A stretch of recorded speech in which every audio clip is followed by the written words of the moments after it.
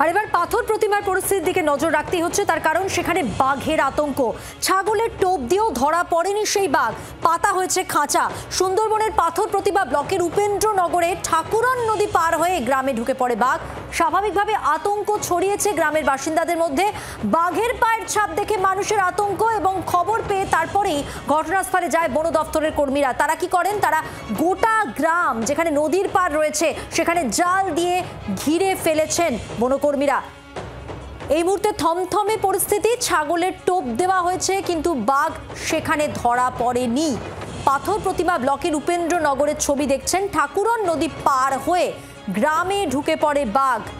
বাঘের পায়ের ছাপ দেখে আতঙ্কে গ্রামের বাসিন্দারা। খবর পেয়ে ঘটনাস্থলে বন দপ্তরের কর্মীরা যান এবং গোটা গ্রামে যেখানে যেখানে নদীর পাড় রয়েছে, যে জায়গাগুলো দিয়ে নদীর পাড় গেছে সেখানে জাল দিয়ে ঘিরে ফেলা হয়েছে।